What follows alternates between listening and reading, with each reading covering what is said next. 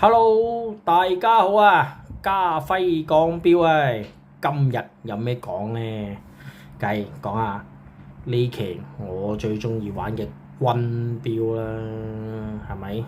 咁啊，哇！睇下呢一隻依蓮華，啱啱新鮮滾熱辣，最新入手。咁啊，哎呀，好睇下嗰啲字。幾齊啊！嗰啲夜光好靚嘅嘢都咁啊！第一眼見到哇，呢一隻錶個做工簡約得嚟，啲枕頭位咧做得好靚。咁因為佢係一隻依蓮華啦，佢咧用翻佢個 ETA 224嘅肌肉嗱，大家你睇下個底咧，佢都幾有心思，大嗰5粒啊嘅走珠續成。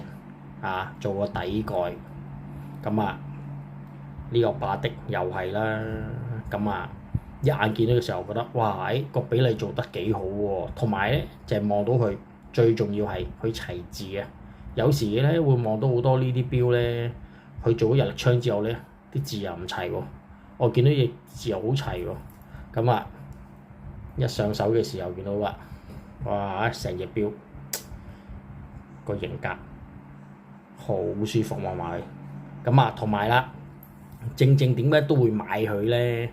咁啊，大家見到啦，呢度上面有1、2、3、4、4隻啦，係咪？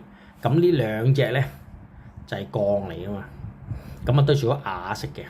呢隻咧就係鈦合金，咁你都係鋼，佢做咗黑色喎，咁變咗見自己冇咗黑色嘅軍錶，咁梗係又要俾藉口自己入下貨啦。咁當然啦，呢隻係軍錶之中咧最早期買，但係最早期嘅意思咧都係近呢1、2個月買。咁啊，發覺哇呢啲操兵字好靚，呢隻就冇日曆，同埋咧呢隻咧係 Made in Germany 嘅，咁啊吸引到我咯。同埋最重要都係佢呢個蘇泊嘅機芯特別啲，佢係一個蘇泊機芯咧，去重新摸過嘅。屬於一個 new stock 嘅機芯，咁啊放落呢隻錶嗰度。嗱，如果冇記錯如果錯咗嘅記得提下我，補充翻資料俾我。你知我哋呢啲都係見到隻錶嗰一刻想講咩就講咩，咁呢樣嘢啦。咁呢兩隻，如果你話真係好特別，一隻黑色，一隻銀色，但係佢又唔反光，因為通常你軍錶都唔會做到咁反光。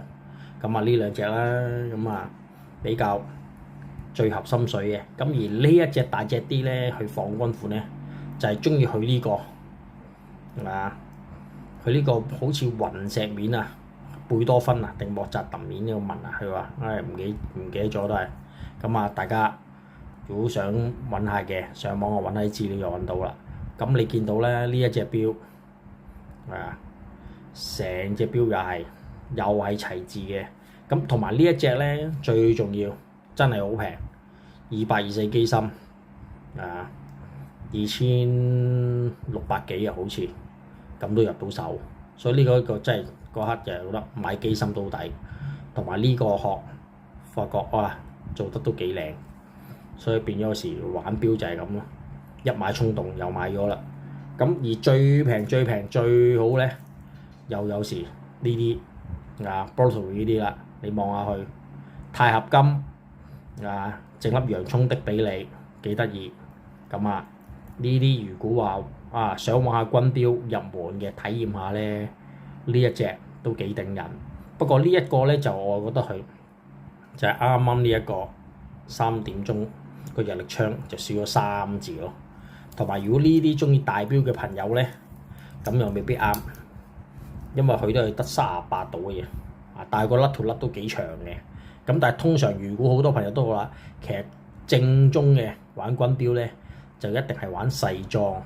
咁因為點解你打仗嘅時候真係行軍險將隻錶咧細隻咧就冇咁瓦渣，就容易避開啲敵軍反光嗰啲咯，做到。咁變咗呢啲 size 咧，其實佢哋話叫做。你留意下啦，通常啲軍錶都係啲38左右咁樣細隻咁呢樣嘢就咁啊，當然啦，我呢啲迷途小標迷啊，都係初學者之中，人玩我哋又去玩下咯，體驗下咯。咁啊，玩下個款，慢慢學。咁啊，但係呢一條太大咧，真係覺得嗰個有型嘅啊！啲粗糙感，你知去打仗啊嘛，你唔需要話拋光拋到成，一定要防反光啊，粗糙都冇問題嘅。